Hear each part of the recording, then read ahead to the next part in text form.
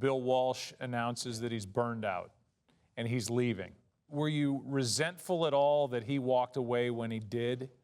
I just felt like it was like my father leaving, because we had such a great relationship. So in a way, I was a little angry. A little hurt? A little hurt also, because I think Bill could have stayed around a couple more years and won maybe 2 more Super Bowls. He regretted that. He just felt like he was burnt out, and he decided to walk away. And I remember in the locker room, he just broke down and started crying, you know, just like a baby, because he knew that was his last football game. How different was life under George Seifert?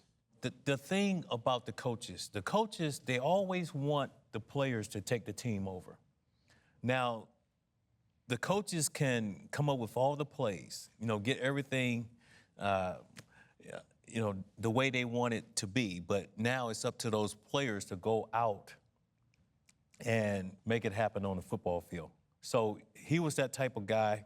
We had so many great leaders, and I think that's why we were able to, you know, go back to the Super Bowl. Which you did, Super Bowl 24. Now, before your first one, the year before Super Bowl 23, you couldn't sleep the night before the game. You couldn't eat. How was it the second time around when you're about to play the Broncos? Still the same way.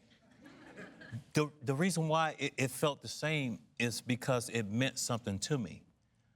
If you ever go into a game and you feel like, hey, it's just a ball game, you should do something else. Let's take a look. Yeah. Second and 8. Typical 49er drive. Montana looked to Rathman, hits Rice. Rice scores for San Francisco. Jerry Rice, a big play. Montana going up top to Rice, touchdown. 38 yards away. Final score again. The 49ers 55, the Denver Broncos 10. You know, that first one, you beat Carl Mecklenburg, for God's sake. Okay, guys, on that first play, I was not even a primary receiver. I was like the third guy. So Joe goes through his reads.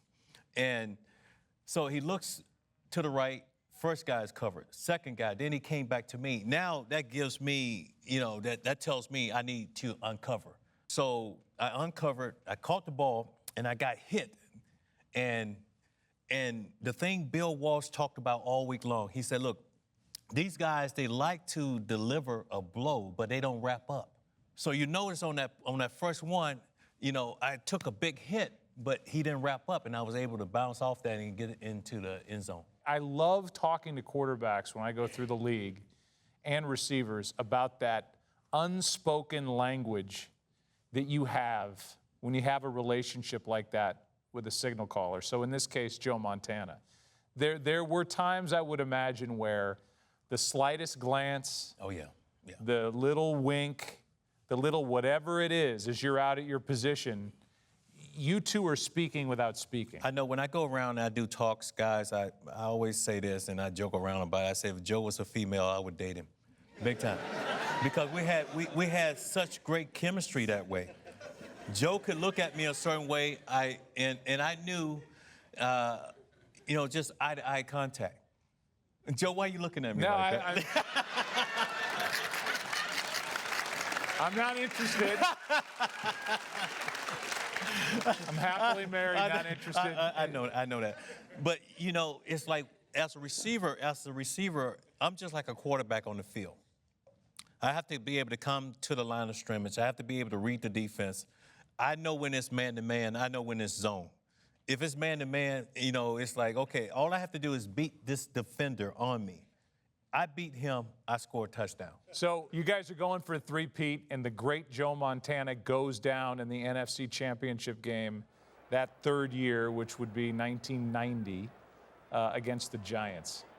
Not only do you lose that game, but you lose Joe Montana for the next year. Yeah, that was hard. That was hard because you look at a player like that, and you always feel like that player is going to get up. But Joe didn't get up from that hit. So he didn't get up from that hit.